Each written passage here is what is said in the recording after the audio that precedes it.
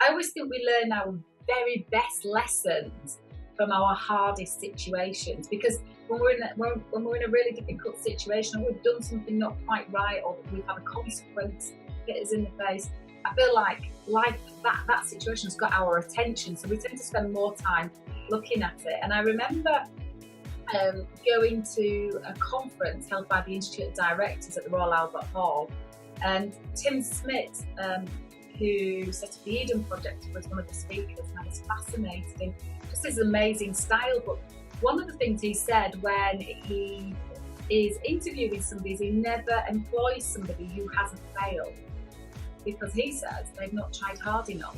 And so as I know you, I know that effort isn't a challenge for you. So what has been, if it can come to mind now, has been your biggest failing, or your most poignant failing that you got the most wisdom from? You know, that thing that thought, I will never do that again, or just that one tiny manoeuvre blew that up? Or is there anything that springs to mind that is airworthy? There is always a deep-rooted memory, actually, that goes a long, long way back.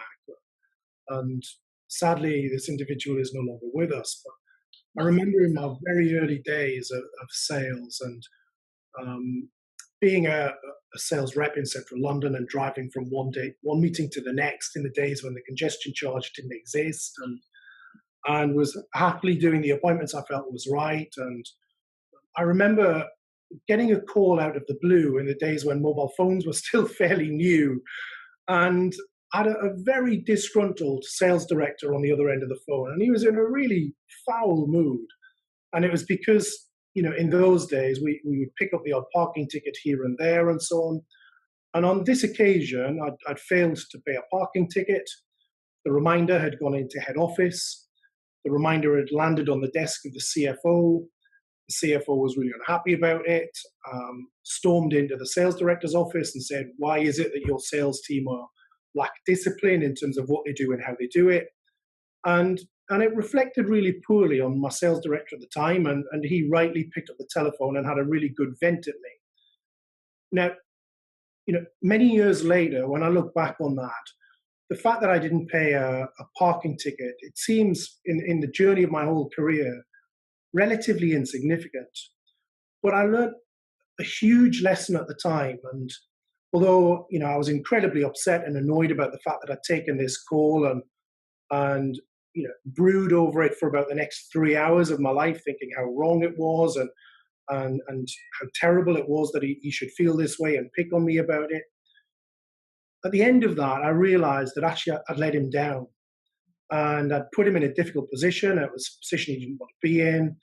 And from that point on, I've always thought, what is it that we do that doesn't let people down and that gives people confidence in us, so that we can just be disciplined and professional in what we do? And years and years ago, as a young person, that to me seemed like a really minor and trivial mistake. But it set the tone over following years in terms of how I see some of that day-to-day stuff, in terms of what we have to do and when we have to do it. And if we promise that we're going to do something and we don't then do it, it creates a huge trust issue, and it doesn't reflect particularly well on us. And I look back to that moment in my career, and I think actually he did me a massive favor. And I never really appreciated it at the time, but I definitely appreciate it to this day. I can feel that. And it's amazing how not prioritising paying a parking ticket actually